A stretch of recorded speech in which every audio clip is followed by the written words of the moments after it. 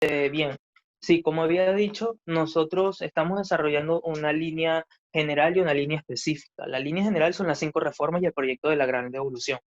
Y como comenté, nosotros le queremos llegar al individuo explicándole cuáles son sus derechos fundamentales, porque no tendría correlación el tema de las drogas con la realidad económica del individuo. Nosotros no podemos llegarle o no debemos llegarle a un ciudadano en Venezuela y decirle que no tiene comida, que no tiene medicinas, que está pasando un montón de necesidades, que vamos a legalizar las drogas. Yo lo mencionaba precisamente porque es una línea específica, digamos, un punto secundario, que parte precisamente de la agenda liberal, de la agenda en contra de la lucha contra las drogas, que ha sido completamente ineficiente e ineficaz. Nosotros buscamos llegarle al individuo explicándole cuáles son sus derechos fundamentales y cómo debe comportarse el Estado. El Estado no tiene por qué ser paternalista y no tiene por qué estar interviniendo en la vida en la vida, en todos los ámbitos de cada una de las personas. Y es precisamente ahí donde nosotros coincidimos con el Foro Liberal de América Latina y con todas las 5 reformas. Cada una de ellas sienta precisamente las bases de esos cambios a mediano y largo plazo, como lo son la legalización de las drogas. Es obviamente un tema que tal vez existan ciertas diferencias entre la realidad política de Bolivia y la realidad política de Venezuela. Nosotros, por ejemplo, tenemos frontera con Colombia. Sabemos que han existido las guerrillas, que han existido todas estas organizaciones que se han dedicado al narcotráfico. Y está más que comprobado que el narcotráfico y estas organizaciones criminales financian a partidos de izquierda. Puede ser dentro de Venezuela o pueden ser afuera en general. Si nosotros permitimos la legalización de las drogas, ellos se verían desarmados y nosotros también nos ahorraríamos seguir con una lucha que no está llevándonos a ningún lado y está muy lejos de ser ganada. Pero eso es un tema, como bien mencionas, aparte. Nosotros lo manejamos, sí, porque como actores políticos tenemos que estar conscientes de toda la realidad. Es un mapa de 360 grados. Pero dentro de ese esquema existe la propuesta y existen las propuestas dirigidas hacia el individuo como tal, que por ejemplo se basan en la parte educativa. Las 5 reformas nos hablan de una reforma educativa bajo un sistema o mediante un sistema de vouchers. Yo creo que nosotros obviamente le hablaríamos al ciudadano sobre esa propuesta, sobre la implementación del sistema de vouchers. Y luego más adelante se consideraría el tema de la legalización de las drogas y se abriría el debate. Más allá de lo controversial que pueda ser, existen muchas ventajas que nos demuestran a nosotros por qué es mejor permitir que sean legales. Pero para terminar, como réplica, te quería decir que tienes razón, que la lucha antidrogas tanto en Bolivia como en Venezuela no han funcionado. Es más, ¿no? Hay eh, muchos, está muy bien documentado cómo funcionaba el cartel de los soles, ¿no? Que Sí, partían de aquí, de Bolivia, de Chapare, aviones llenos de droga directamente a Venezuela y de Venezuela los principales jerarcas lo agarraban y con eso financiaban, ¿no? Y lo volvían a blanquear en Bolivia con inmobiliarias, empresas de muebles, pues, así, ¿no? De todo. Pero también, para terminar este temita, George Soros publicó su lista de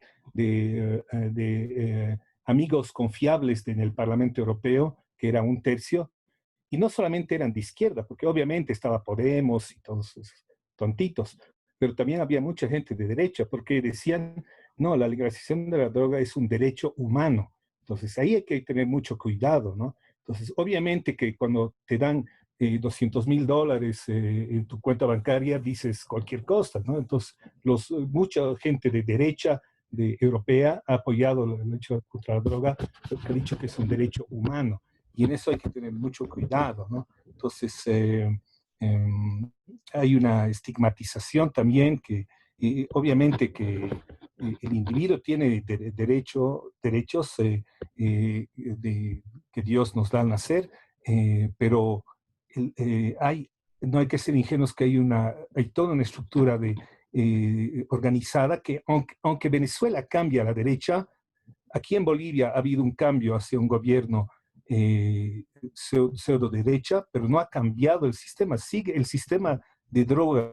O sea, Bolivia alimenta un sistema mundial de movimiento de dinero, de droga, que eso ayuda a blanquear. Acordate que en Nicaragua los contras se financiaban con la droga que les daba la DEA, ¿no? Entonces, aquí no hay buenos y malos, ¿no? Hay un sistema de, de, de de las drogas. Bueno, pasando a ese tema, la segunda pregunta que te quería hacer era, el sistema de voucher que está previsto en las 5 reformas es un sistema excelente, pero la adicción que tiene el venezolano por recibir los bonos, por recibir la tarjeta, es tan alto que yo quiero preguntarte, ¿cómo piensas que el venezolano promedio va a dejar su adicción por recibir algo del Estado a cambio de tener la libertad de elegir educación, salud, etcétera?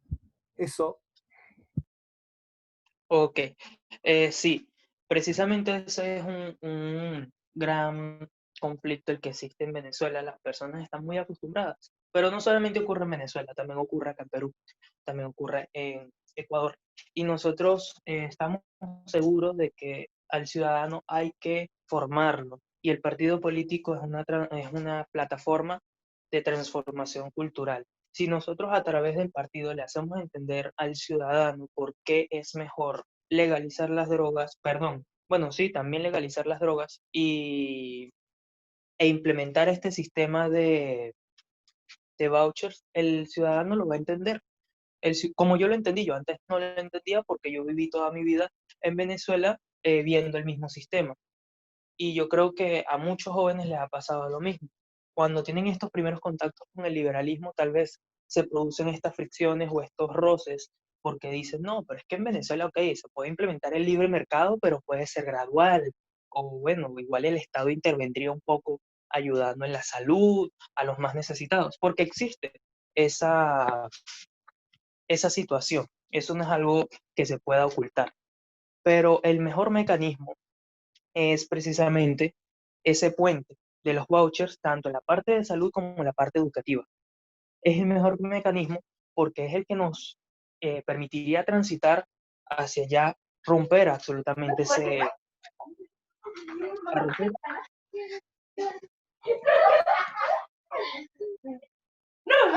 Por favor, sus micrófonos, si pudieran cerrarlos. Sus micrófonos, por favor, siléncienlos.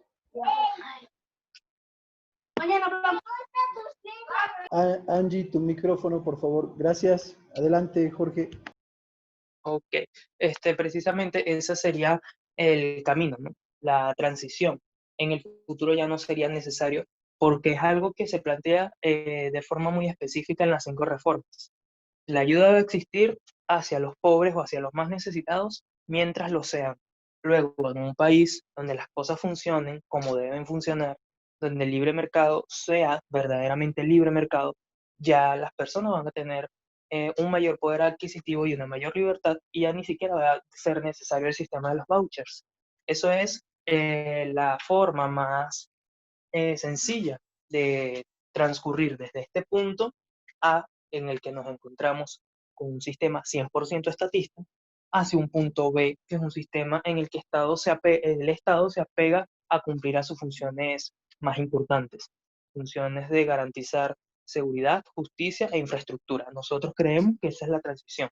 Ya está establecido el puente o el nexo, que sería el sistema de vouchers. Y si nosotros se lo explicamos al ciudadano, tal vez al principio le cause cierto, cierta fricción, pero nosotros somos la opción que ellos tienen, verdaderamente liberal. Y es el discurso que nosotros manejamos. La salida del gobierno va a darse dependiendo de la confianza que ustedes nos brinden a nosotros.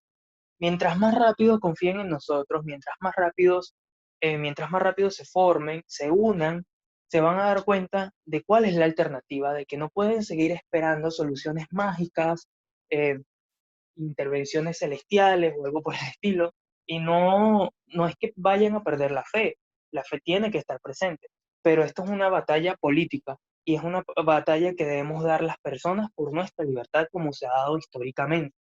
Yo he visto muchas cosas en las redes sociales, la gente asume que van a venir soluciones mágicas, va a venir un chapulín colorado a salvarnos, y eso no va a ser así. La solución somos cada uno de nosotros, y es a través de la formación, la educación y recuperar nuestro poder, o como está ahorita de moda el término, empoderarnos, que vamos a poder pasar de este sistema A estatista a un sistema B liberal. Ok, ¿alguna otra pregunta o duda?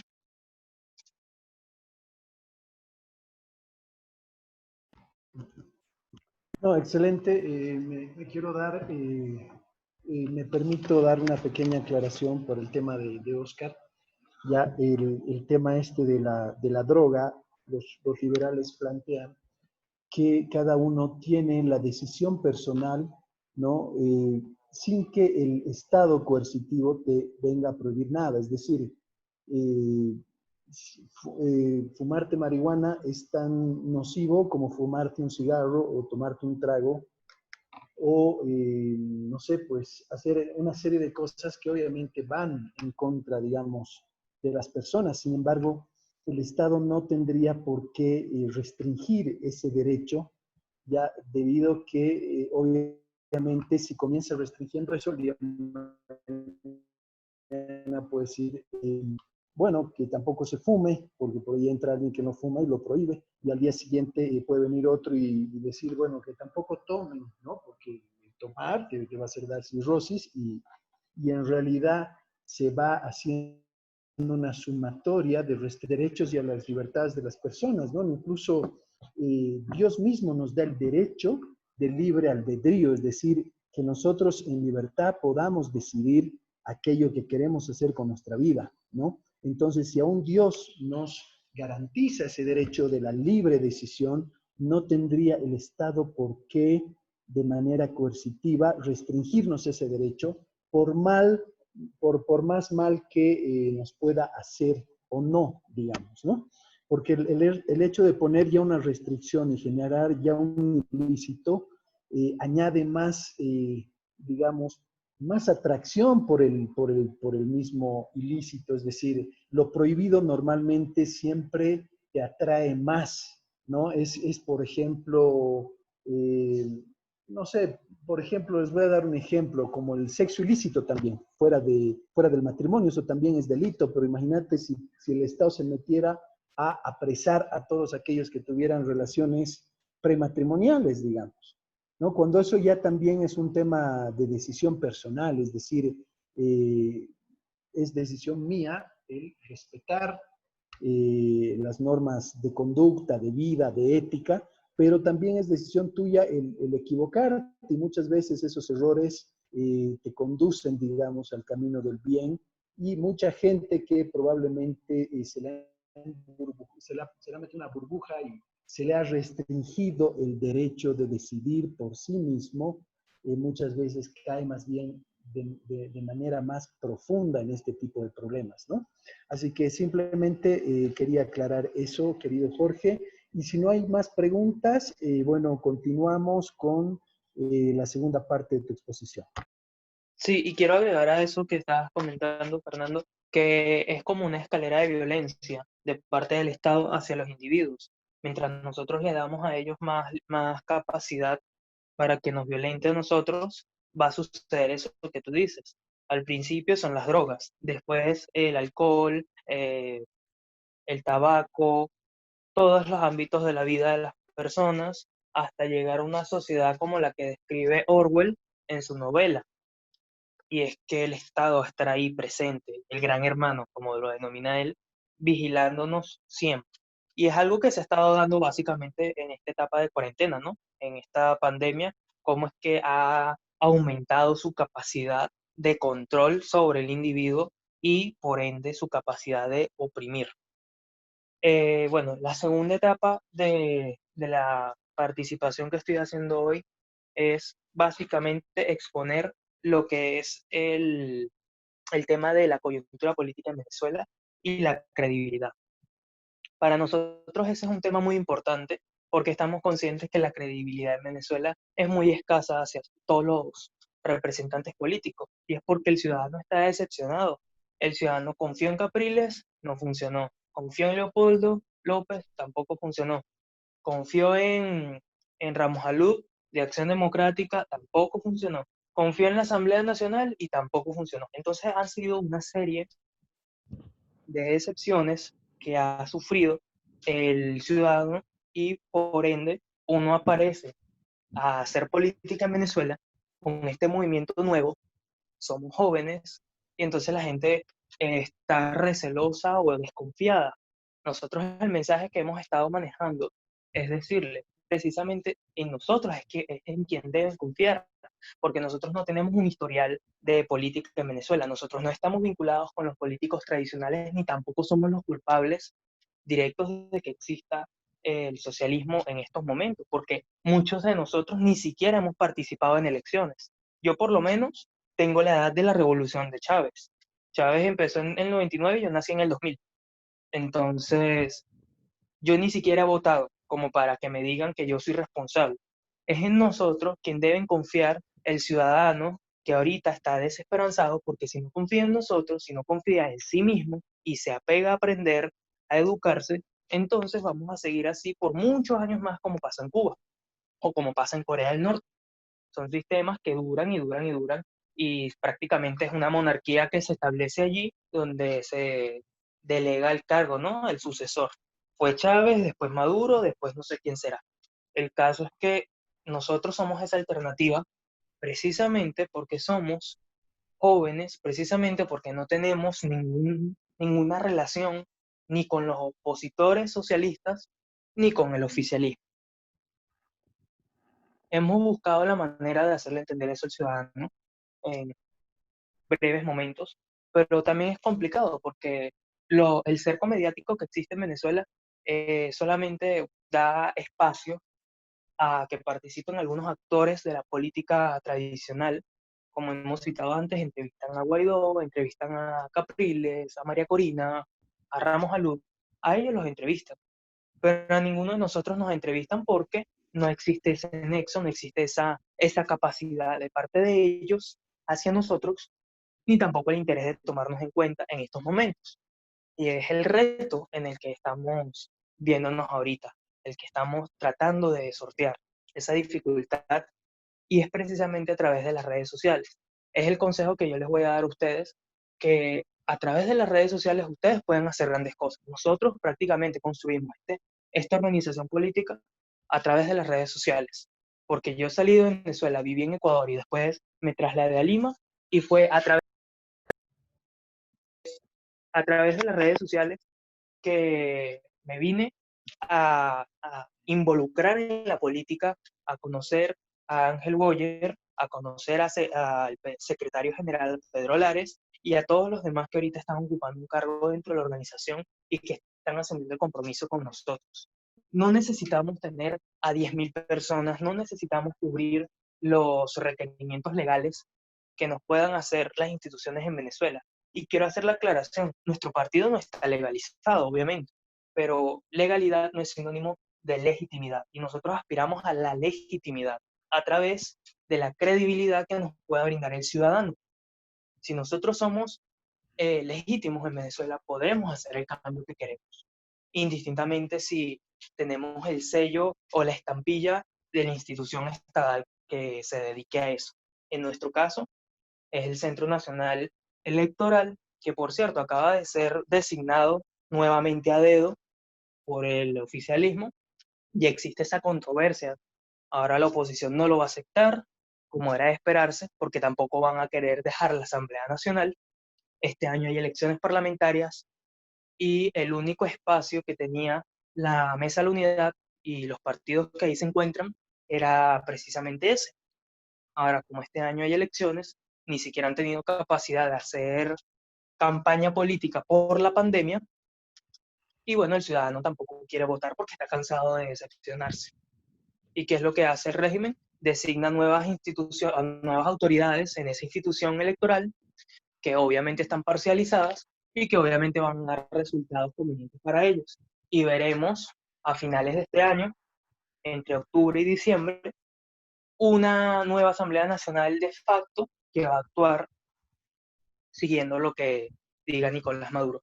Y lo que estamos viendo es bastante cómico hasta cierto punto, viéndolo de una forma irónica, claro, ¿no? Y triste también, una tragicomedia, porque tenemos a un presidente que se supone ser Maduro, ¿no? El presidente, el ejecutivo, y tenemos a un presidente encargado, que es Guaidó, que es el que tiene el reconocimiento internacional. Y se supone, en teoría también, el de la oposición venezolana, que es casi el 90% de los venezolanos. Tenemos a un Tribunal Supremo de Justicia que colabora con el oficialismo. Y tenemos otro Tribunal Supremo de Justicia en el exilio que está trabajando con el interinato de Guaidó. Y ahora tenemos una Asamblea Nacional y una Asamblea Nacional que va a ser designada por el oficialismo. O sea, tenemos dos realidades, dos Venezuelas a nivel de Estado, que son completamente contrarias. Aunque vayan en el mismo camino ideológico, estamos viendo dos instituciones. Venezuela tiene prácticamente dos presidentes, dos asambleas y dos tribunales, y fiscales también. Ahí está el caso de, bueno, este ya es un caso más bien aislado, de, no sé si en Bolivia habrá llegado la noticia, de que organizaciones criminales dentro del país que están armadas, en un principio fueron armadas por el régimen, fueron colectivos, los colectivos son grupos organizados a los cuales le dan armas para que amedrenten al ciudadano cuando protesta. Estos grupos se han básicamente sublevado al régimen y ahora tienen a un PRAN, el PRAN es como este cabecilla, este caudillo, haciendo un gobierno independiente. No sé si ya habrá terminado su gestión, pero al parecer tenía un gobierno independiente, porque era casi una agencia de seguridad privada que estaba operando dentro de Caracas, la capital. Te decía por las redes sociales que en Venezuela teníamos ahora tres presidentes a nivel de burla, ¿no? Porque esa persona estaba básicamente gobernando un distrito entero de toda la capital. ¿Y por qué lo hacía? Porque tenía las armas. ¿Y quién se las dio? El régimen. Se las dio en un principio para amedrentar a los que se oponían, a los que protestaban, y ahora ellos se sublevaron porque ya no les estaba funcionando el trato.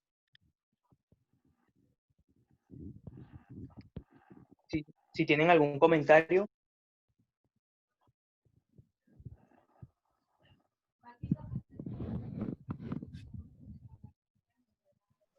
Estamos escuchando con atención, hermano. Adelante nomás, no te preocupes. Ok. Bueno, principalmente de eso va, ¿no? Toda la situación ahorita, toda la situación que vivimos en Venezuela es, es básicamente un circo político. Por eso es que nosotros no los denominamos a ellos políticos, porque no tienen esa chispa profesional, esa característica o vocación de un profesional por hacer las cosas bien, no tienen ética, entonces son politiqueros. Sí, salen en los medios y tienen cobertura porque las leyes de las casualidades les habrá permitido hacerlo. Pero al final, esas personas no están preparadas para asumir lo que se viene. Indistintamente si sale o no sale el gobierno de Venezuela ahorita instaurado, el régimen, sale, si asume el gobierno este conjunto de partidos de tendencia izquierdista, si ellos no hacen esas reformas necesarias para liberalizar al país, vamos a caer en lo mismo que le ocurrió a Argentina. Y es que en 4 o 6 años van a surgir nuevos partidos de izquierda, van a surgir o van a revitalizarse estos movimientos que ya existen y vamos a estar en una constante y permanente desgracia. Por eso es que la solución del ciudadano es el liberalismo. Lo tienen que entender para que podamos ya trascender de la realidad actual del punto A al punto B. Es un camino difícil, cuesta, tal vez no todos se adapten, pero es el camino necesario, es la ruta a seguir, es la estrella que nos marca a nosotros el rumbo. O nos liberalizamos y liberalizamos la economía, hacemos entender cuáles son nuestros derechos fundamentales, por qué el gobierno debe ser limitado y por qué es importante el respeto por la propiedad privada, o seguimos en la misma situación. Y yo hablo desde el capitalismo, porque también hay que recuperar los términos, ¿no? A mí me gusta más usar el término libre mercado, pero en Venezuela a muchas personas se les habla del capitalismo o se les habla de la derecha y huyen, porque están acostumbrados a pensar que es mala, la derecha es mala, porque ese fue el discurso de Chávez. Nosotros queremos demostrarles que no es así. Sí, existen actores políticos de derecha que no son los mejores. Existen presidentes, existen gobernantes de la denominada derecha mala, que más bien le apulen el piso a la izquierda para que ésta pueda establecerse por más tiempo. Pero nosotros somos parte de la derecha buena y es precisamente porque buscamos liberalizar al país a través de las reformas. La derecha mala no se puede identificar fácilmente porque no busca hacer eso. Tal vez lo diga, porque ahorita también se está dando ese fenómeno. Ahora como las personas están teniendo una tendencia hacia el liberalismo, las personas o los actores de política tradicional están diciendo llamarse liberales para captar la atención de ellos. Lo mismo ocurre en 20 Venezuela, por ejemplo. 20 Venezuela tiene en su equipo de trabajo a personas que sí son liberales auténticamente, 20 Venezuela es un movimiento de oposición dentro del país, dentro de Venezuela, pero en su estructura a ellos les falta un programa de gobierno sólido. En su estructura a ellos necesitan algo como las 5 reformas. Y otro gran conflicto que existe dentro de Venezuela y dentro de toda la región, porque es algo que también me he dado cuenta que pasaba en Ecuador, es la arrogancia con la que se manifiestan las personas que no entienden que la política es internacional y que cuando uno les ofrece un proyecto como las 5 reformas, que viene desde un foro, que es una institución internacional, ellos lo ven como algo malo, porque ellos dicen, no, es que cada país es diferente. Sí, a líneas específicas hay muchas diferencias, pero a líneas generales tenemos el mismo problema, y es el socialismo. Por eso es que las 5 reformas son aplicables a cualquier país de la región. Y si nosotros seguimos esa línea general, podemos desarrollar líneas específicas orientadas a la realidad de cada uno de nuestros países, que tendrá sus diferencias, porque es así, naturalmente, pero serán tan específicas que realmente ni siquiera es necesario mencionarlas en este momento, que es lo mismo que ocurre cuando uno le explica eso a un movimiento pequeño que está surgiendo dentro del país, que tiene las mismas intenciones que nosotros les ofrecemos esta propuesta, pero ellos dicen, no, lo que pasa es que es un programa internacional, o se van hacia el tercer posicionismo, y ellos buscan establecer esa idea de gobierno de centro, tomar lo bueno de la izquierda y lo bueno de la derecha, pero no entienden que no hay nada bueno de la izquierda y que lo bueno está en el liberalismo. Y si ya existe este programa de gobierno, ¿por qué complicarse la vida a través de la arrogancia cuando ya está? Ah, ¿por qué no lo hicieron ellos? Porque lo hizo alguien más. Pues deberíamos estar agradecidos de que lo hizo alguien más. Por lo menos lo ha hecho alguien y está allí, está a disposición de todos. Es algo que podemos utilizar, que puede utilizar cualquier gobierno y que al final va a darnos buenos resultados. El problema es que no se ha implementado en ningún país de la región y cuando existe la tendencia a implementarlo, surgen todos los sabotajes, surgen todos los conflictos porque la izquierda reacciona, es como un virus, como cualquier enfermedad. Uno empieza a tratarla y es cuando se pone más agresivo.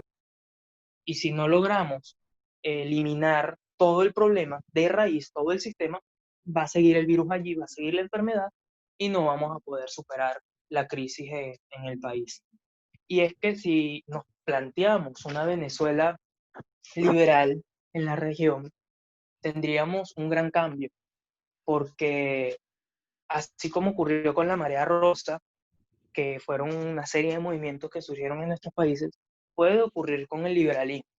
Puede ocurrir en Bolivia, puede ocurrir en Ecuador, puede ocurrir en Guatemala, en Perú, en Venezuela, en Colombia. Pueden ocurrir en nuestros países que por fin se nos dé la capacidad de participar como actores políticos.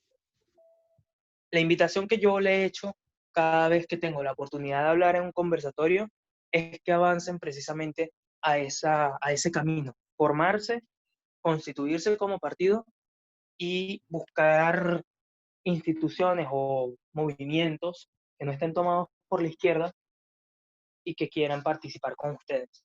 Nosotros ahorita estamos desarrollando una propuesta de coalición con movimientos pequeños que no tienen tampoco nada que ver con la izquierda en Venezuela, son jóvenes como nosotros en su mayoría, o que no han hecho actividad política, y nosotros les estamos proponiendo una coalición de derecha liberal, real, auténtica, en el que próximamente vamos a presentarle el proyecto 5 reformas y en el que van a poder elegir si plegarse de una vez o mantener su línea discursiva en el que ellos se basan de que si el programa no lo desarrollamos nosotros, no funciona.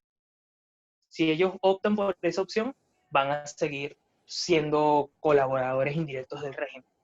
Si ellos en cambio deciden aceptar que ya existe un programa y que es funcional y práctico, van a ser colaboradores de nosotros y por ende van a ser actores de transición. Hago acá una pausa por si quieren comentar o preguntar algo. Jorge, te quería hacer una pregunta. Eh, bueno, ahorita vemos que Venezuela está polarizada, ¿no? Y obviamente con la corrupción en el sistema electoral, pero tú dices ahorita tu discurso, quieres que la gente que está opuesta a Maduro vea apoye tus ideas. O piensas que la gente que apoya a Maduro puede apoyar tus ideas. Eh, o sea, ¿cuál sería tu prioridad? Que la gente, el núcleo duro de Maduro, que puede ser 30, 40%, apoye tus ideas o que la oposición apoye tus ideas. Y para terminar, hace pocos días Maduro ha declarado el Día del Pastor buscando, y ha dicho que va a financiar a todas las iglesias cristianas con pantallas gigantes, con financiamiento para crear iglesias cristianas, con tal de dividir a la oposición, o sea, los partidos evangélicos, las iglesias evangélicas es ahorita lo que Maduro busca es dividir a la oposición, ¿no? Creando que las iglesias cristianas, o sea, la Unión Evangélica ha estado en reuniones para la creación de ese Día del Pastor, y él habla que la revolución venezolana es una revolución de Cristo. Entonces, ¿qué está pasando, no? Entonces, ¿se está tratando de dividir a la oposición o se está tratando de ganar los votos del núcleo duro de Maduro? Cambio.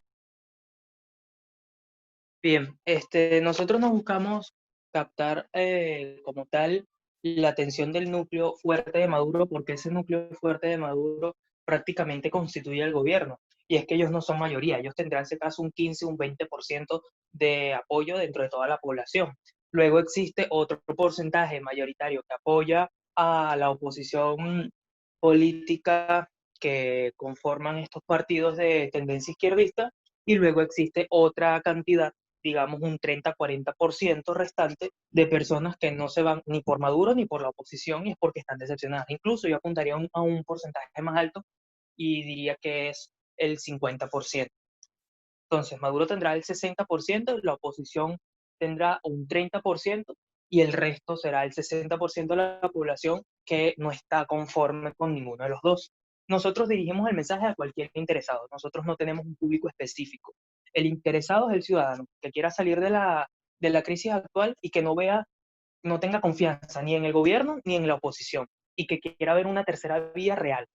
Nosotros nos buscamos constituir como una oposición en Venezuela, pero una oposición real, y que paulatinamente iremos captando la atención de todos los individuos, indistintamente si son favorables al régimen o eran favorables al régimen o a la oposición actual. Al final ellos van a ver si siguen por esa línea, como había dicho, si siguen siendo colaboradores indirectos del régimen o si deciden ser colaboradores de la transición en Venezuela. Lo que me comentas de el financiamiento por parte del gobierno, ¿no? hacia izquierdas, hacia iglesias cristianas, es una estrategia que está implementando él, como tú bien dices, para dividir, para seguir generando zozobra, inquietudes, interrogantes. La verdad, yo no sé hacia qué punto quiera llegar él, porque tanto dinero que se ha malgastado en el país para que ahora también se malgaste financiando organizaciones que no van a llegar a ningún punto. Tal vez lo que él busca con eso es financiar para que se formen pequeños partidos políticos que tengan actores evangélicos cristianos, como lo fue el pastor Bertucci en las elecciones presidenciales que celebró él solo, y así tener una oposición, entre comillas, para finales de diciembre, para finales de este año, perdón, en diciembre, y poder celebrar sus comicios electorales y elegir una asamblea con una pseudo oposición. Al final siguen siendo de izquierda.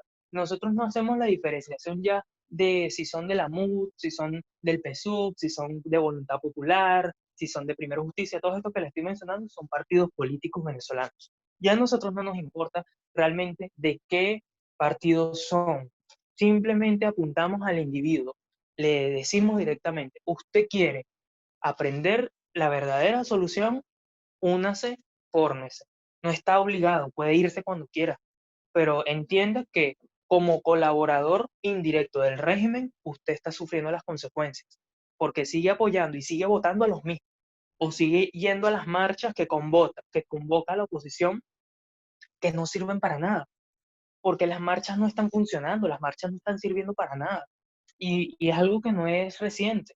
Ya cada vez que la oposición se manifiesta, va perdiendo fuerza porque la gente está cansada de ir 3 y 4 horas a un mitin político, como que si estuvieran en campaña permanentemente, a que les digan mentiras en su cara, a que los hagan cantar el himno nacional bajo un sol inclemente, que muchos se desmayan porque no pueden alimentarse bien y entonces de paso están en la calle expuestos a las condiciones climatológicas. Recientemente no ha ocurrido por el tema de la pandemia, pero esa era el proceder de la oposición. Eso era lo que hacían. Convocaban a un montón de personas, las personas salían, iban a meetings, tocaban cacerolas, que básicamente era lo que hacían por las noches. Eh, Se reunían en las avenidas, en las autopistas. Muchas de esas veces terminó la manifestación con represión. Por eso murieron tantos jóvenes, por eso murió tanta gente. Y los culpables, en cierta parte, también son la MUD. Porque, ¿de qué sirve convocar a las personas a que se reúnan en un sitio y los exponen a que el régimen y los colectivos los ataquen? Y si no ocurre eso, le dicen a la gente, bueno, muchas gracias por venir, pueden irse a su casa, pueden ir a las 8 de la noche a tocar cacerolas y al día siguiente nos vemos igual. Ese accionar es completamente improductivo y eso no está trayéndonos ningún beneficio. Si la oposición se hubiese plegado a un discurso liberal por formar al ciudadano, hoy no tendríamos esta realidad, porque es mejor hacer un sacrificio en 3, 4 días que seguir prolongando esta agonía de personas que mueren y pareciera que es una guerra, porque las cifras son demasiado altas. Mueren por cualquier situación, por enfermedades y falta de medicinas, por desnutrición, por inseguridad. Entonces yo pienso que es más ético hacer un sacrificio por pocos días de una verdadera eh, manifestación a seguir con la misma línea de someter a la gente a esta tortura, porque es una tortura. Salen personas de todas las edades a las calles, los exponen al peligro y al final se tienen que regresar a sus casas con una insolación y al día siguiente otra vez convocados a una marcha o a otra reunión que no va a ser nada productiva. La opción que yo veo es presionar bastante y ver si el régimen decide salir de una forma pactada, como se ha dado en Europa del Este y en otros gobiernos que ha funcionado, o bueno, ya buscar alternativas. Nosotros no estamos limitando las opciones, pero creer que la solución es esperar al Chapulín Colorado o que venga una pomada mágica, una varita mágica que arregle las cosas de un día para otro, es completamente absurdo y es colaborar indirectamente con el régimen. Si tienen alguna duda. Sí, yo quisiera hacerte una pregunta. Mira, a ver, pareciera a ratos un callejón sin salida, ¿no? Es decir, típico de que toda tiranía se apropia de todos los poderes del Estado, como tú bien explicabas hace rato, se pierde pues ese balance de pesos y contrapesos, ¿no? Es decir, toda la gente está funcional, digamos, al partido de gobierno, tanto en el Tribunal Supremo Electoral, no sé si ustedes tienen un tribunal constitucional, el poder legislativo, el poder judicial, las mismas fuerzas del orden también, una tiranía las termina sometiendo, digamos. La pregunta es, ¿un tirano sale democráticamente? Esa es la pregunta que, mira, en Bolivia ha tenido que haber una resistencia cívica justamente por la incapacidad de todo el sistema partidocrático, ya que al igual que en Venezuela se volvió funcional. Al parecer todos eran parte del régimen y de alguna u otra manera había una especie de simulacro, digamos, de ser realmente opositores, pero en realidad en la práctica no había una oposición seria, porque como tú dices muy bien, todos son funcionales a un mismo sistema, ¿no? Y mira, Bolivia tuvo que hacer un esfuerzo desde las entidades cívicas, ¿ya? Y hoy en día, quién diría, un año casi después, nos encontramos nuevamente en esa misma situación, sin representantes de derecha, ¿ya? Y además pareciera que todo el aparato del Estado está trabajando nuevamente para que el régimen se consolide y es más, la tiranía en Bolivia se vuelva a instalar, digamos, ¿no? O sea, acá tenemos un Tribunal Supremo Electoral que ha promulgado, por ejemplo, una ley 421 que lo que hace es darle mayor peso al voto rural, donde justamente Evo Morales y el partido del MAS tienen mayor representatividad, en desmedro del área urbana, que por ejemplo son 2/3, sin embargo el área urbana prácticamente solo escoge un 40% de los congresistas y el área rural el saldo, ¿no? Entonces, aparte, se les va a financiar al partido de gobierno, al actual partido de gobierno, 11 millones de bolivianos, cuando en el régimen de Evo Morales no se daba un solo boliviano a ningún opositor, ¿no? O sea, es realmente muy difícil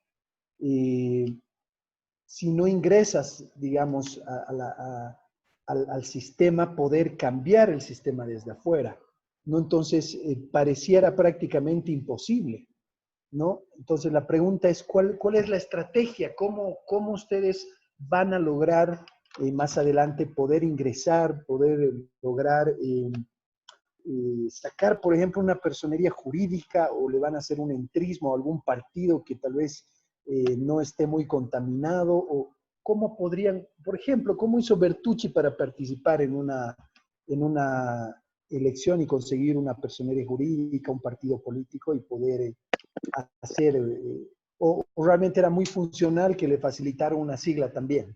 No quisiera hacerte esas consultas, Jorgito, Sí, por favor. sí, sí, muy buenas consultas y bastante pertinentes porque es un tema que en Venezuela también se da. La elección con Bertucci, voy a empezar por el final, la elección con Bertucci fue bastante controversial y se dio en el marco de unas elecciones fraudulentas. Yo estoy muy seguro de que fue todo pactado para figurar que ellos tenían una oposición, en este caso era el pastor evangélico Bertucci, y obviamente no iba a ganar, pero ellos dicen, bueno, fue legítima porque hubo oposición, ya que sería irracional asistir a una elección donde hay un solo candidato o una sola opción. No obedece a la democracia típica a la que estamos acostumbrados. Entonces, si existe ya ese sistema, por lo menos existe una contraparte, por minúscula que sea, ya ellos tienen un argumento con el que decir, bueno, nosotros ganamos porque teníamos mayoría. Nosotros estamos seguros de que es verdad, no se puede hacer cambios demasiado grandes si no se accede como tal a, a la defensa del individuo. ¿Por qué yo quiero decir esto? Porque si uno no defiende al individuo y no defiende las instituciones inmanentes de la sociedad y nos concentramos nada más en que el Estado es el cambio o es el camino, vamos a seguir fallando porque el Estado les pertenece a ellos. Las armas las tienen ellos ahorita. Pero si nosotros conseguimos formar a los ciudadanos y explicarles cuáles son sus derechos, tenemos que hacer como una escuela y que entiendan la importancia de la familia y la importancia de la academia como instituciones y como contrapesos. Si nosotros logramos eso, si nosotros logramos enseñarle al ciudadano a que entienda cómo funciona un discurso político y por qué está lleno de falacias que apelan a los sentimientos o a los pobres, vamos a lograr desmontar lo que está ocurriendo ahorita en Bolivia. Porque en Bolivia, ok, muchas personas estaban indignadas y salieron, y las masas salieron, pero muchas, o mejor dicho, pocas de esas personas estaban instruidas realmente en el manejo del discurso político. Y ok, sacaron a Evo, pero el sistema quedó. Ok, reemplazaron al corrupto, reemplazaron a la figura, pero el sistema quedó, no se cambió el sistema. Igual se le permite a un Estado definir cómo deben comportarse los partidos políticos, porque no se hicieron los cambios necesarios para que el Estado no definiera una ley de partidos políticos. En Venezuela hay una ley de partidos políticos que define o que hace que el Estado elija cómo deben comportarse. O sea, si yo soy hoy presidente de Venezuela, por ejemplo, y controlo todos los poderes, yo puedo decir cómo va a comportarse la oposición. Eso es un absurdo porque al final yo voy a dictar medidas que me favorezcan a mí, financiamiento, eh, tiempo de protesta, porque también hay una clausura, ¿cómo se llama? Un artículo dentro de la ley de manifestaciones que dice que para poder hacer una manifestación, ellos tienen que pedirle un permiso a la alcaldía, a la municipalidad. O sea, es toda una serie de represiones legales que existen para coartar la acción de un partido político. Si yo decido el día de mañana como vicepresidente del Partido Liberal Creemos y reúno a un conjunto de personas en una plaza pública, ¿sí?, de Caracas, ellos pueden decir legalmente que nosotros estamos actuando bajo una manifestación ilegal porque no hicimos la solicitud correspondiente ante la municipalidad para reunirnos, porque el derecho al tránsito y a la libre asociación básicamente no existe en Venezuela. Entonces, ahí ya existe ese problema. Y en Bolivia yo supongo que ocurrió lo mismo.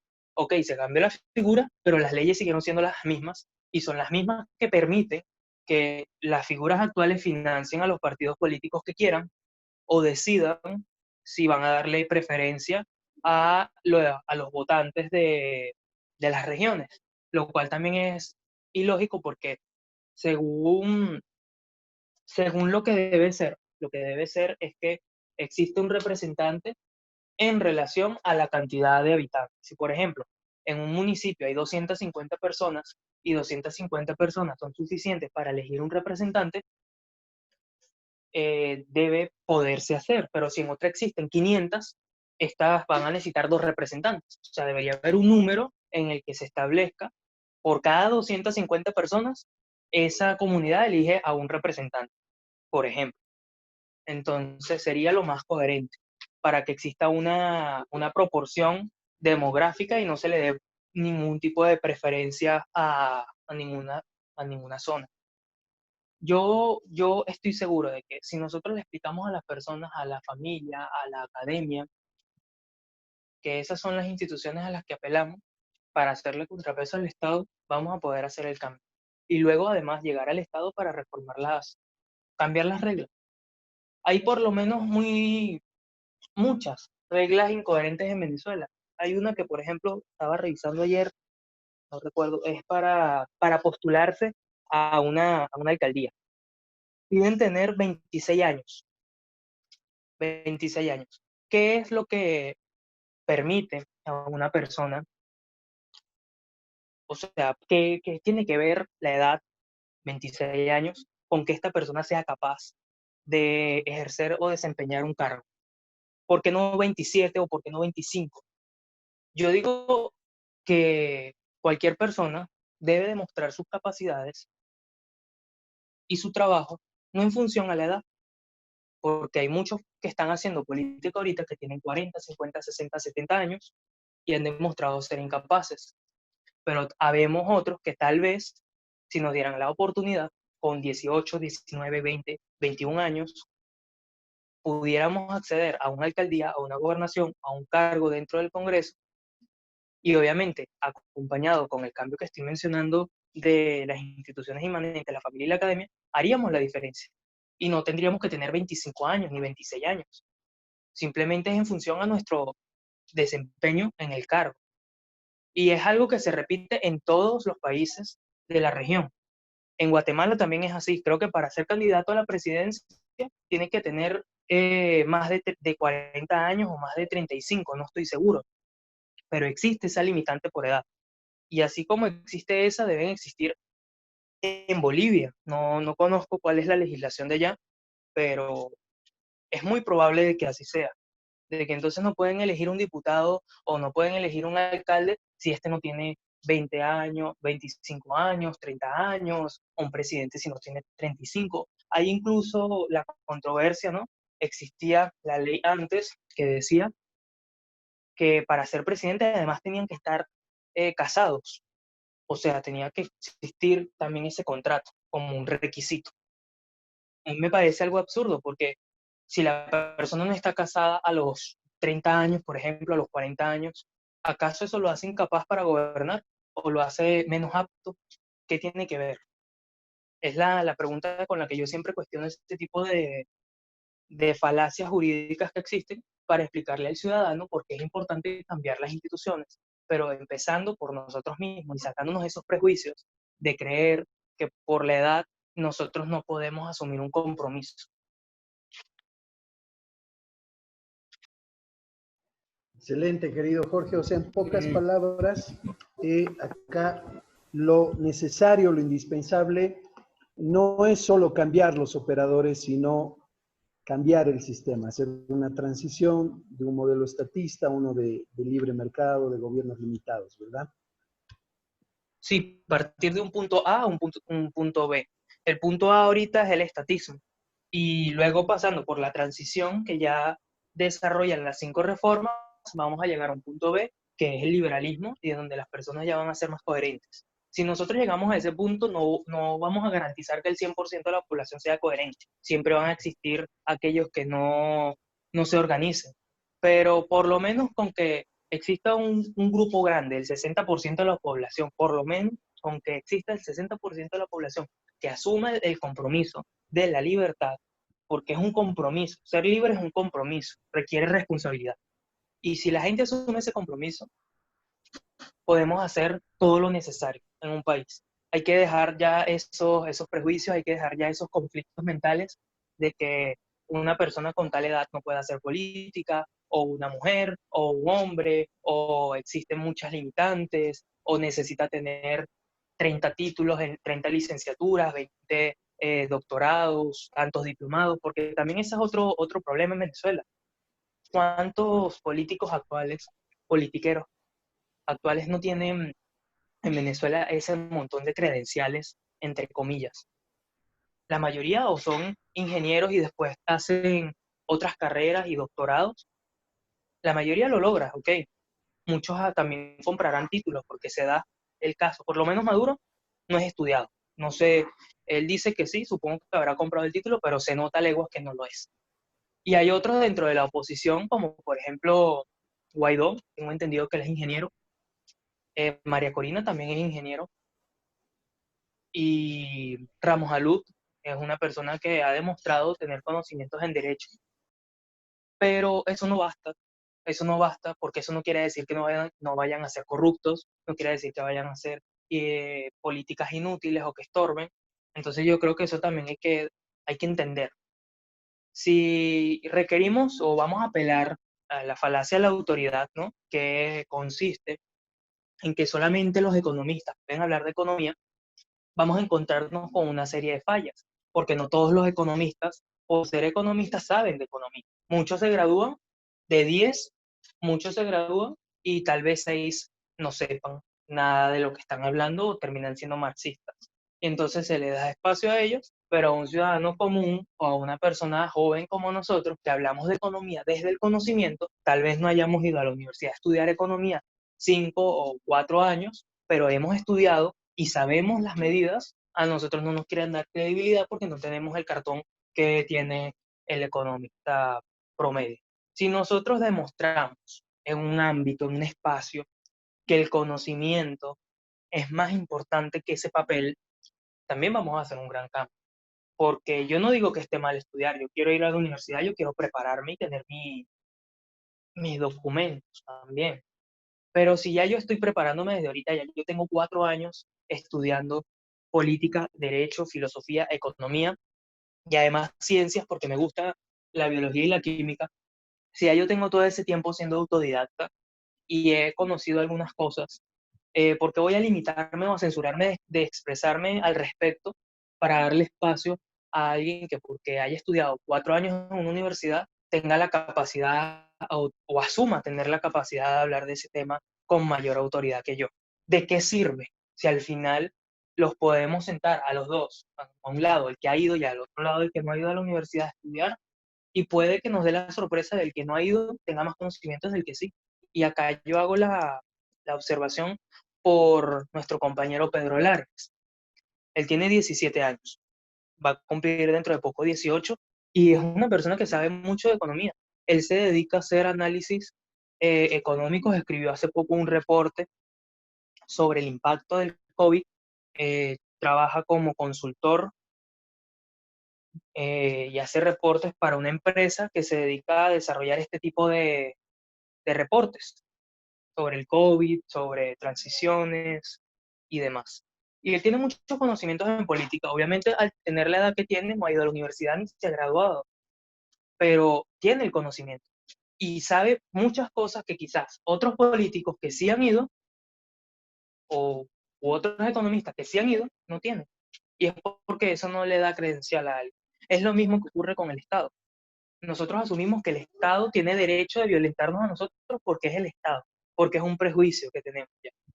Si nosotros destruimos ese prejuicio y empezamos a partir, a partir desde ahora a levantar los cimientos de una sociedad libre, la gente va a comprender y va a diferenciar un discurso, va a analizarlo sin necesidad de estudiar política, porque van a poder diferenciar cuáles son las falacias lógicas que están utilizando, cómo es que se hacen la víctima, cómo es que recurren a el pueblo, a la mayoría, a una falacia, por ejemplo, también existe, ¿no? La populis, que precisamente es la apelación al pueblo. También está la apelación al pobre, a los sentimientos. O la más común de todas es en contra del hombre, que consiste en desacreditar precisamente al otro por considerarlo inmoral o por no tener conocimiento. O la falacia de la autoridad, que es como yo sí tengo este título, yo tengo más autoridad para hablar al respecto. Pero si nosotros le demostramos eso a las personas, podemos hacer un gran cambio.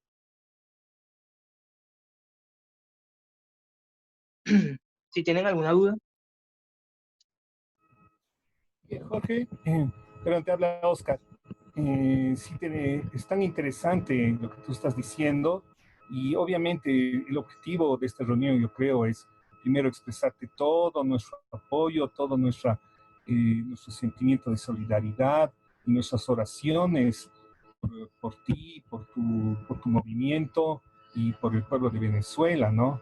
Y yo estoy seguro que Dios en su realidad, en su va a decidir cosas que ahorita el hombre no puede ver. Entonces tienes que tener fe que las cosas se van a dar, ¿no?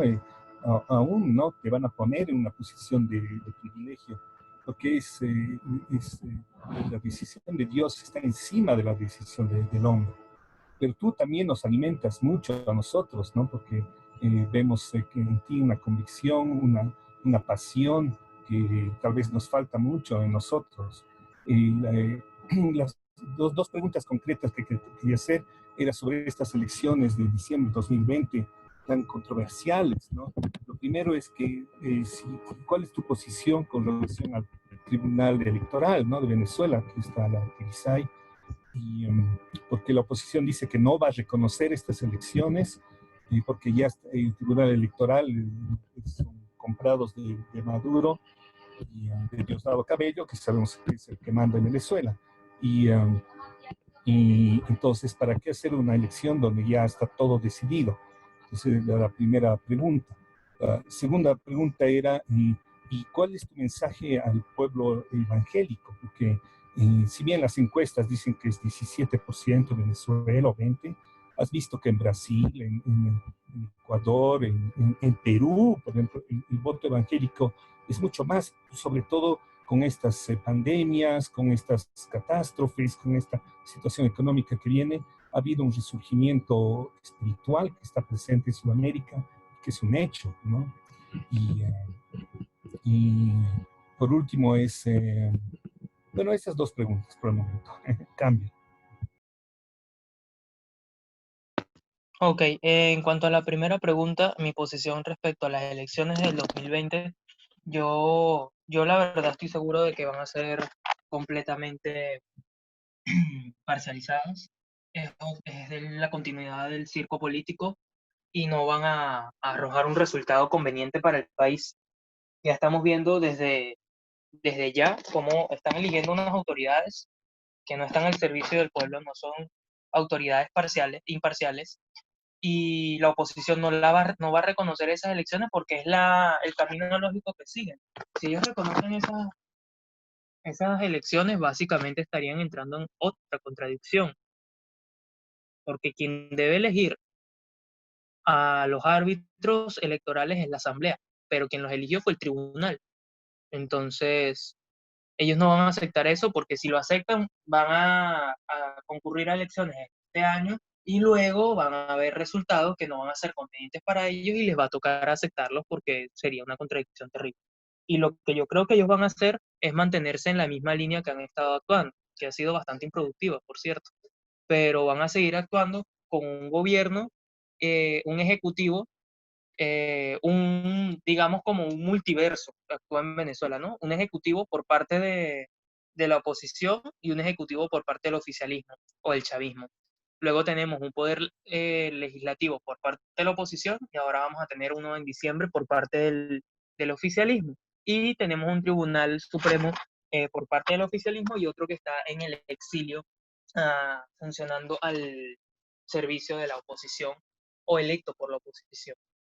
En cuanto a lo que me comentas del mensaje del pueblo evangélico, yo reafirmo mi mensaje desde el centro del liberalismo clásico y las 5 reformas que son liberales y también benefician a todos, indistintamente sean evangélicos o no, pero van a beneficiar a los evangélicos porque existe ya está comprobado, ya está ahí escrito. Lo que pasa es que ellos se han distanciado y no quieren hacer vida política porque consideran que la política es mala, que la política es sucia. Ya el profesor Alberto ha tenido una exposición bastante interesante sobre lo que es la disforia política o la histeria antipolítica, como se ha estado manifestando.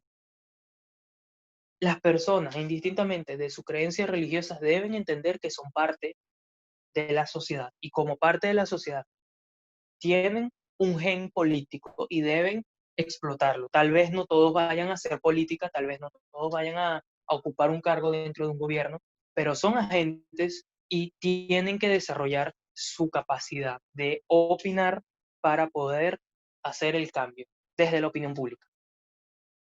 Yo pienso que si la comunidad de evangélicos se involucra más en política, podrían hacer cambios y, claro, apegados a la línea del liberalismo, podrían hacer cambios muy positivos para todos nuestros países. Porque, ok, ellos pueden predicar su religión y a la par pueden hacer la política. No tienen por qué ser dos temas distintos. Y el problema viene a ser ya cuando las personas se fundamentalizan o pierden esa visión objetiva. existe la posibilidad, ¿no? Pero al final somos los ciudadanos conscientes los que vamos a ponerle un stop, ¿no? Igualmente, desde la comunidad de los evangélicos son los que asumen si van a ser actores políticos o no. Y las consecuencias de no ser actores políticos ya se han reflejado en los últimos 20 años, en todos nuestros países. Entonces, el mensaje es, en resumidas cuentas, conviértanse en actores políticos y apéguense al liberalismo, que es la única solución que tenemos para sacar a nuestros países del tercermundismo. Si queremos que América sea un continente desarrollado, íntegro y que funcione, debemos dejar ya el socialismo, debemos dejar de ser ese patio de objetos destruidos, obsoletos, de desastres, de toda la contaminación. Siempre llega acá tarde, así como llegó el feminismo y todos estos movimientos llegan acá, el patio de la izquierda, y al final termina siendo más nocivo. Nosotros debemos recuperar eso y la juventud debe recuperar eso, porque si nosotros no nos volvemos conscientes y nos enfrentamos al marxismo cultural, va a ser otro problema a largo plazo. Y es algo que en Venezuela también queremos estar preparados. Ok, salimos del gobierno, salimos de la oposición, implantamos el liberalismo, pero el discurso también debe estar dirigido a luchar contra el marxismo cultural que busca una agenda que tergiversa los derechos y más bien se convierte en este progresismo internacional, en esta tendencia a financiar los caprichos de muchos. Ok, con eso respondo la pregunta. ¿Algo más que querían agregar o algo? No, Hola. sí, Jorge, como réplica te quería decir, el problema del pueblo evangélico en Venezuela es que si no hace nada, van a surgir algunos oportunistas como Bertucci, ¿no?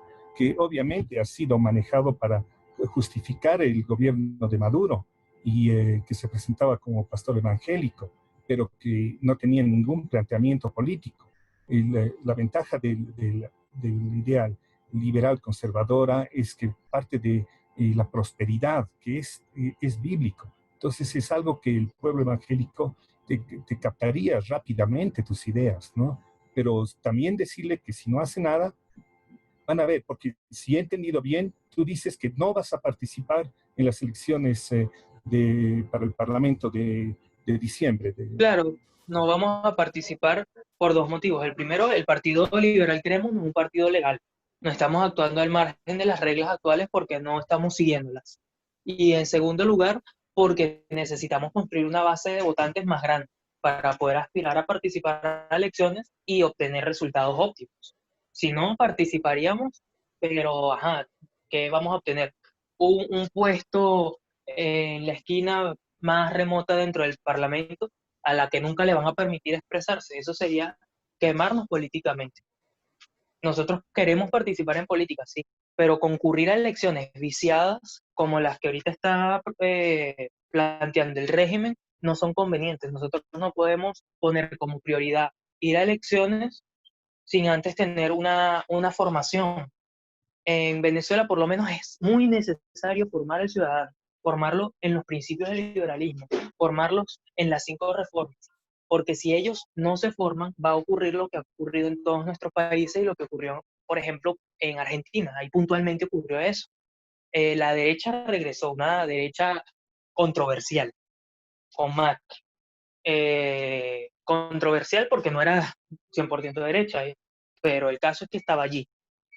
Y salió el kirchnerismo, luego se puso él, hizo muchos desastres y la gente otra vez recurrió al kirchnerismo, porque no existía un piso sólido que permitiera sentar columnas o bases para el liberalismo. Necesitamos empezar con una estructura, y la estructura es formar al ciudadano antes de hacer política. Por eso es que decía, los partidos políticos son agentes de transformación cultural. Si nosotros utilizamos al Partido Liberal Creemos y nos unimos con otras organizaciones en esta coalición que le estaba comentando, vamos a conseguir un piso político sólido y de formación al ciudadano y luego nos plantearemos participar en política de forma convencional en elecciones. Pero ahorita lo importante es formar al ciudadano, que entienda por qué somos la alternativa, que entienda cuáles son los principios del liberalismo. Obviamente en ese transcurso surgirán propuestas de alianza porque nunca faltan. Cuando ellos vean que nosotros estamos cobrando relevancia, van a existir esas propuestas hacia nosotros, de parte de 20 Venezuela o de los movimientos más, digamos, suaves dentro de la política tradicional. Y nosotros, las condiciones que estamos poniendo, ya las hemos manifestado en una carta que hemos elaborado para que dejen de ser socialistas. Si ellos no entienden que la solución es dejar de ser socialistas, dejar el estatismo, no sirve de nada aliarnos con ellos. Por eso es que es radical, es una propuesta radical, liberal y óptima. Óptima porque va a funcionar. Radical porque no vamos a intercambiar nuestros principios. Y liberal porque obedece a la línea de las 5 reformas. Bueno, yo te quiero felicitar por todo lo que estás exponiendo. Esto está aclarándonos mucho más y nos hace ver de forma más pragmática todo lo que están haciendo, a pesar de los jóvenes que son un buen ejemplo. No he podido lamentablemente estar al 100%, aunque conozco ya todo, porque bueno, yo atravieso una situación que saben algunos de salud de parte de mis hijos. De todas maneras, yo tenía una siguiente consulta, ¿no? Más de inquietud que de conceptos, digamos, de la política liberal, que estamos claros. Los que te apoyan, Jorge, allá en Venezuela, no se exponen. Según mi visión, tenemos un gobierno totalmente autoritario, despótico, ¿no? Y aparte de eso, ah, que persigue a los opositores, no, tiránico. Entonces, no se exponen allá los muchachos que están accionando. Es más una pregunta de inquietud que de concepto, porque no vemos, creo que estamos en la gran mayoría conformes con lo que estás exponiendo, porque esos son nuestros lineamientos. Es más una pregunta de inquietud. Gracias.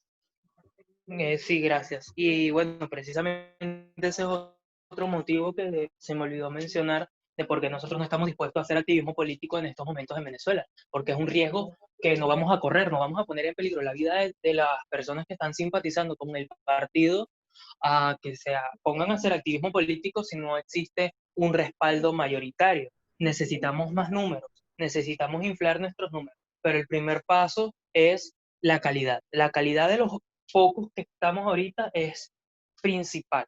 Una vez tengamos calidad, podremos plantearnos cantidad y tener masas, y luego ya con las masas es más difícil que el régimen reaccione contra individuos. Además, aclarando que el Partido Liberal, creemos, no es un partido caudillista. Se diferencia del resto de partidos dentro de Venezuela porque no tenemos la figura de un líder supremo que una vez sea neutralizado por el régimen, como ocurrió con Voluntad Popular y Leopoldo López, quiere decir que nosotros nos vamos a quedar desarticulados.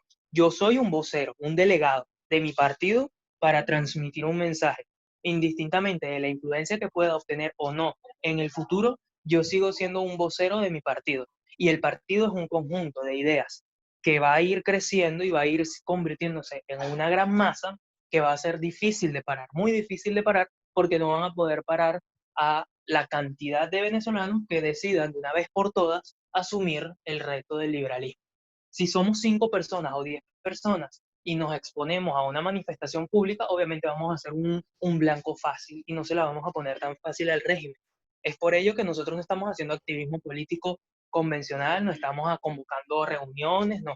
Ahorita todos nuestros medios deben ser digitales.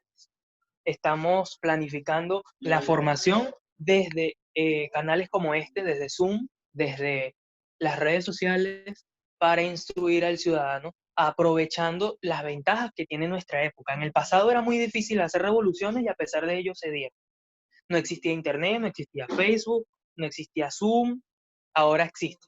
Entonces yo creo que debemos aprovechar las ventajas de nuestra época para formar al ciudadano y plantearles secretamente nuestras intenciones. Y digo secretamente porque son temas técnicos y estratégicos que no podemos divulgar.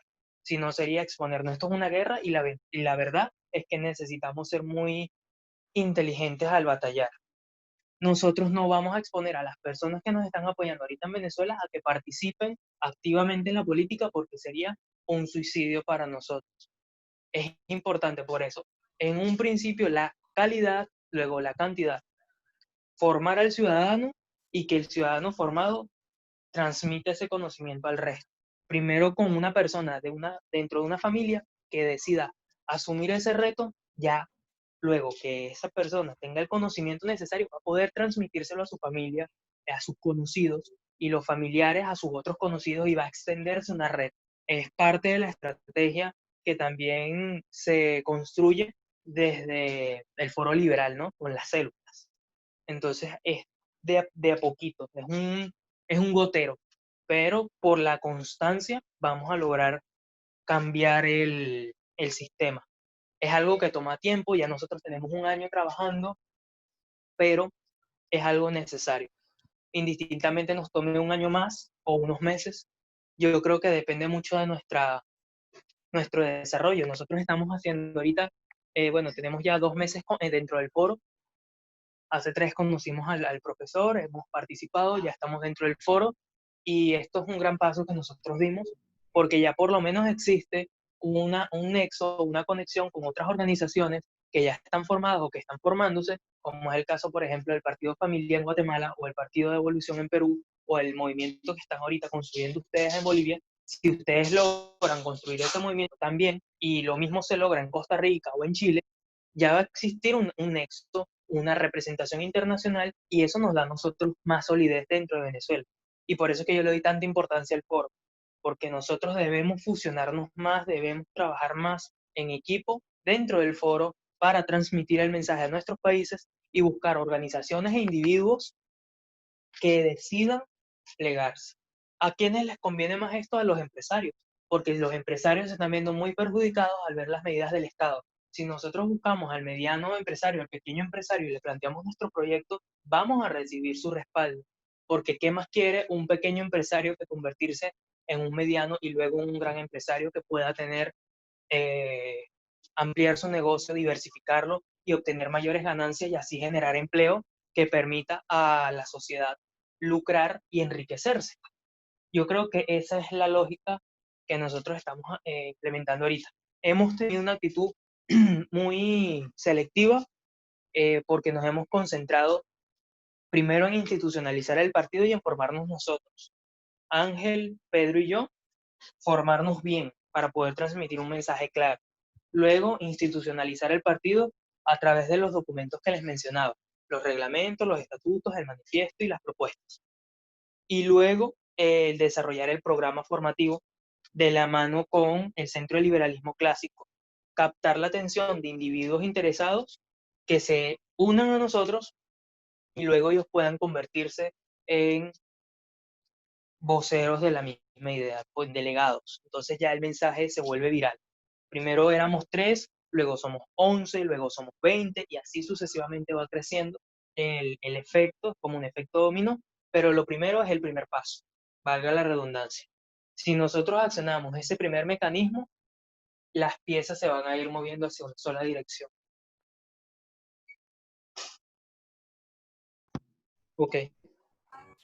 Excelente, Ok, excelente, una muchas última gracias. pregunta. Adelante, adelante. Perdón, disculpa, pero bueno, es tan interesante que en estos meses todo el mundo va a cambiar, uno por la pandemia, que no sabemos cuánto va a durar, lo único que sabemos es que Trump en Estados Unidos ha dicho que tal vez no va a haber elecciones en noviembre en Estados Unidos, aunque no tenga la capacidad de postergar, pero ya, porque, bueno, ahorita Trump está muy bajo en las votaciones, en las encuestas, pero bueno, en Estados Unidos se decide por estados. Y Trump también tiene mucha presión para actuar en otros países, ¿no? En Venezuela, bueno, desde el principio Estados Unidos ha sido el primer comprador de petróleo de Venezuela y es gracias al dinero que ha pagado Estados Unidos que Maduro ha creado su imperio en Venezuela, ¿no? Pero y si bien al principio su secretario de Estado Tillerson avanzado mucho en presionar a Maduro, pero ahora Mike Pompeo parece más tranquilo. Pero yo creo que hay mucho que Estados Unidos puede cambiar en estos meses, porque para él es importante tener una victoria diplomática fuera de Estados Unidos. En Estados Unidos, bueno, se viene una crisis económica tremenda y sigue la pandemia. Y un factor donde puede destacar Trump es en la política exterior y podría ser Venezuela. Y tal vez, no sé si puedes responder a eso, pero ¿qué esperarías tú de Estados Unidos? Bien, Cambio. sí, ¿me ibas a decir algo más o respondo? Nada más, cambio. Ahí no. Ok, respondo entonces. La situación con Estados Unidos es lo que yo decía hace un momento. Nosotros sí esperamos, ¿no? Recibir apoyo porque es un trabajo en equipo y que les conviene a todos los países que quieran avanzar y progresar. Es lo que decía, que bueno fuera que en Venezuela se cambiara el sistema y que también se cambiara en Bolivia, en Ecuador, en Perú y se revirtiera este efecto de la marea rosa. Nosotros aspiramos y bueno fuera, ¿no? Que sucediera eso que tú mencionas. Como organización nosotros podemos aceptar la cooperación de entes que decidan ayudarnos transparentemente. Obviamente no vamos a ceder a las pretensiones de organizaciones terroristas como lo hace en Colombia muchos políticos que se dejan financiar por los terroristas o por los narcotraficantes. Nosotros podríamos conceder las licencias necesarias a instituciones transparentes y al apoyo que nos puedan brindar, como lo hemos hecho en el Foro Liberal al anexarnos. Es una institución transparente que busca construir en todos los países de la región movimientos de tendencia liberal. Ahora, lo que ocurre dentro de Estados Unidos es bastante complicado. Yo particularmente apoyo el cambio del sistema ya. O sea, no el cambio de presidente, porque la mejor opción sigue siendo Trump. Existe un debate dentro del liberalismo y de que se ha dado en estos días también dentro del centro liberalismo clásico y todo, porque Trump ha actuado de algunas maneras que tal vez no obedezcan a la lógica del liberalismo, pero tenemos que hacer alianzas porque el enemigo más peligroso sigue siendo la izquierda, sigue siendo el socialismo. Y si nosotros nos ponemos ahorita en esa controversia interna que nos debilita y nos sigue fragmentando, vamos a cederle más espacio al liberalismo. Yo creo que es necesario que en estos momentos sea reelegido Trump, aunque él no tenga, como tú me mencionas, ese respaldo que en las elecciones, yo esperaría que no hubiese un cambio de gobierno, porque es que realmente eso perjudicaría mucho a la región. ¿Quién sería la otra opción? El Partido Demócrata. ¿Y qué va a hacer el Partido Demócrata? ¿Qué ha fijado él respecto a la política internacional y de la región? No han dicho nada. Otra opción que también existe, pero que no va a llegar a la presidencia, y que ser realistas, es Joe Jorgensen, que es la representante del Partido Libertario. Es prácticamente una candidatura independiente que no va a llegar a la Casa Blanca porque históricamente se han dado las elecciones entre el Partido Republicano y el Partido Demócrata. Que existan alternativas está muy bien, pero hay que ser consecuentes con el voto y entender por cuál hay que guiarse. Yo por lo menos coincido ideológicamente con Joe Jorgensen porque ella es libertaria, pero quien van a definir el futuro del país van a ser o los demócratas o los republicanos. Y es lo mismo que ocurre dentro de Venezuela, con la diferencia de que por lo menos en Estados Unidos existen los republicanos versus los demócratas. En Venezuela existen los socialistas versus los socialistas, o sea, no hay una oposición. Nosotros queremos construir esa oposición porque la oposición debe ser ideológica y no solamente partidaria. La política internacional que ellos manejen, nosotros esperamos que sea conveniente a la región, pero no podemos basar nuestra posibilidad de salir del régimen a lo que haga un país exterior o una nación aparte. Nosotros debemos apoyarnos como latinoamericanos, como hermanos latinoamericanos y también como venezolanos para poder conseguir el desarrollo dentro o sea, el desarrollo del movimiento dentro del país. Perdón, y para terminar, ¿y qué opinas de una intervención militar americana colombiana? Bien, el tema de la intervención militar es bastante, bueno, es un tema bastante, es lo mismo que he dicho, no podemos confiar o dedicar nuestras expectativas a que eso vaya a ocurrir porque sería esperar algo. Nosotros tenemos que ser actores del cambio, nosotros tenemos que asumir el compromiso y dejar de pretender que la solución va a ser un actor externo, un agente tercero. Si nosotros no asumimos ese compromiso y le decimos a las personas, sí, tenemos que apoyar una intervención militar extranjera, las personas van a creer eternamente que si no reciben una intervención por parte de otro país, por parte de una coalición de países hacia Venezuela, van a creer que no va a haber solución. Y eso es una mentira, porque en otros países no ha funcionado así. Nosotros como organización estamos dispuestos a ser intermediarios. Y allí están nuestros contactos. Pero la realidad es que necesitamos formar al individuo, necesitamos formar al ciudadano y que éste se convierta en un agente de opinión y de política dentro del país y no concentrar las esperanzas del cambio en Venezuela a que vaya a ocurrir una intervención. Primero porque los recursos militares son limitados, no se fabrican por arte de magia. Entonces, eso también es importante. Estados Unidos tiene sus recursos y habría que entender que ellos los tienen distribuidos en el resto del mundo. Entonces, también hacer una intervención conllevaría otras dificultades porque existen potencias extranjeras, aparte de Estados Unidos, que tienen intereses en Venezuela, como lo son Rusia y China. Y particularmente, ok, ellos pueden tener intereses comerciales con el país. Nosotros no estamos en contra de comerciar con China, con Rusia, con Estados Unidos, con la Unión Europea. Nosotros podemos abrir, es precisamente esa la iniciativa liberal. Es precisamente por eso que queremos el libre mercado, porque no queremos limitar nuestra posibilidad de comerciar y de ofrecer productos de calidad hacia el resto del mundo. Porque si nosotros ofrecemos un producto, o sea, a un país en específico, seríamos como una colonia que comercializa solamente con la corona. Nosotros vamos a liberalizar el país para ofrecer productos de mejor calidad al resto del mundo y también con la región en general. Por eso que apuntamos al libre mercado. Es para mí el ideal más ético y más apropiado en la coyuntura actual. Los neocolonialismos y ese discurso que maneja la izquierda es muy desagradable.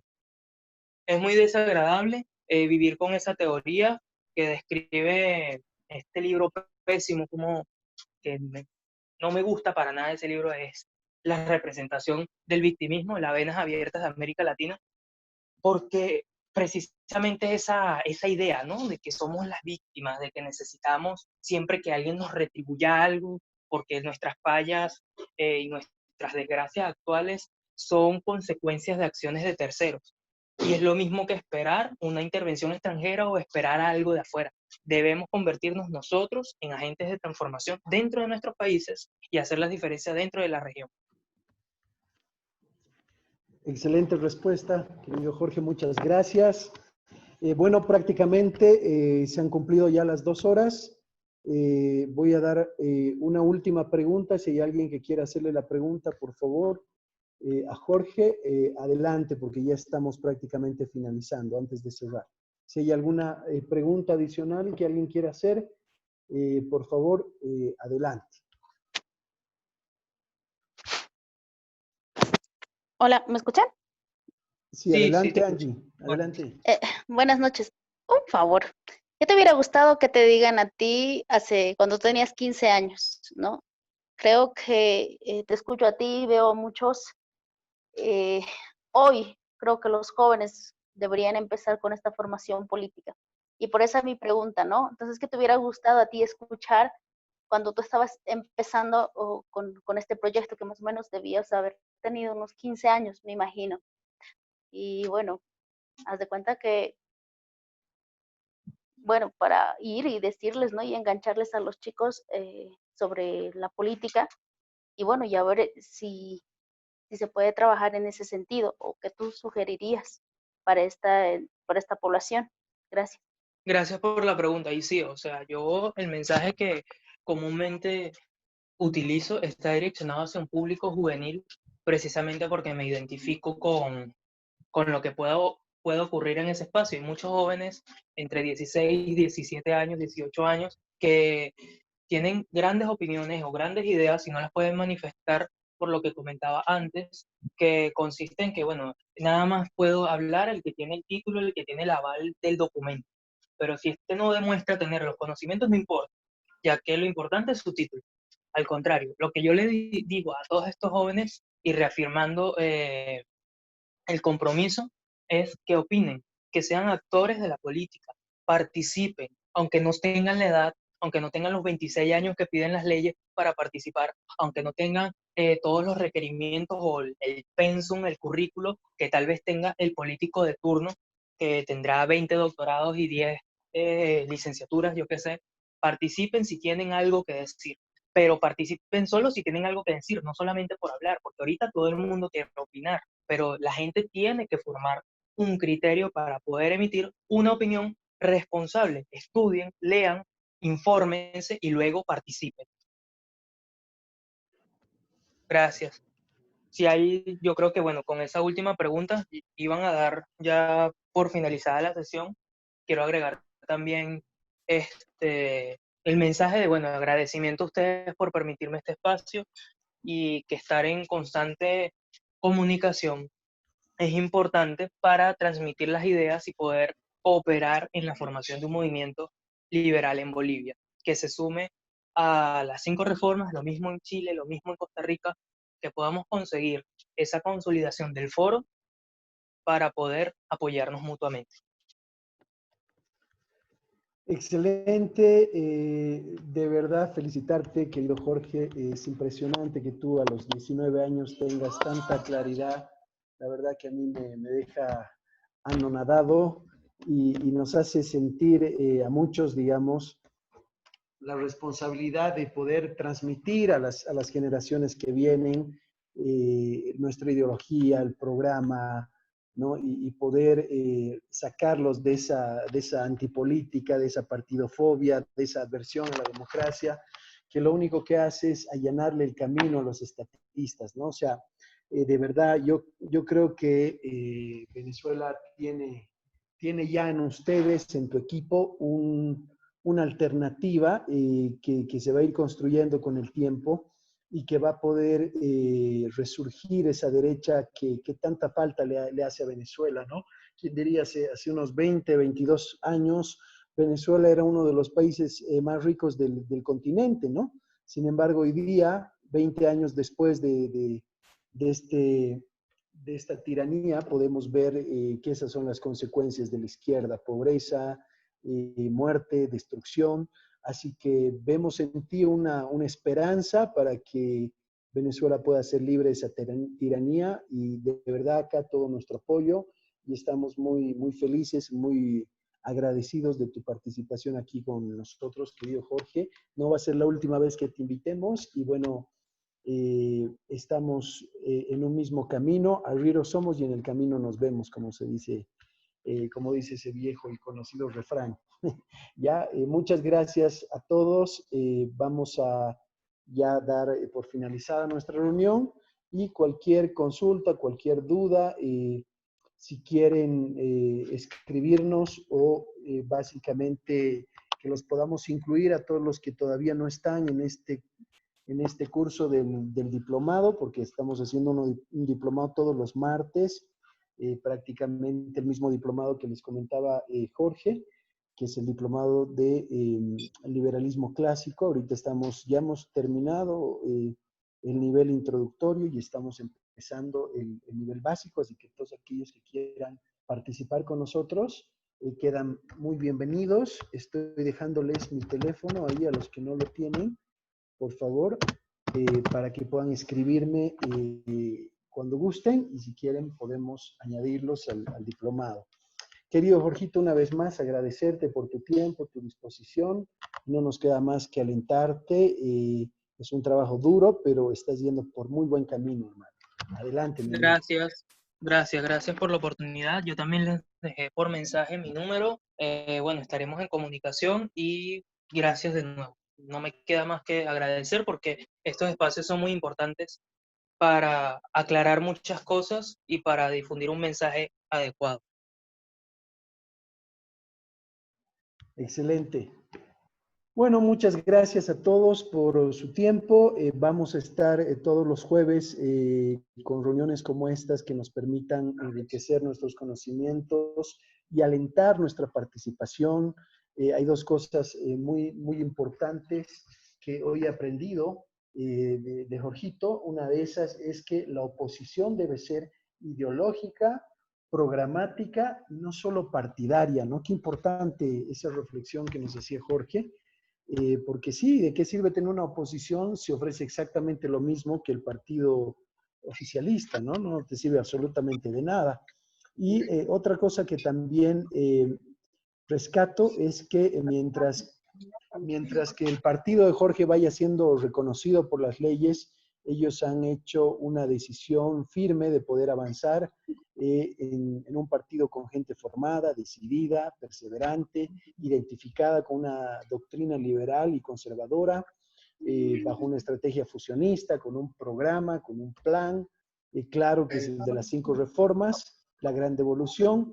Es decir, van avanzando en las otras 3 dimensiones que todo partido político tiene que tener: la ideológica, la programática y la representativa, y más adelante seguramente conquistarán la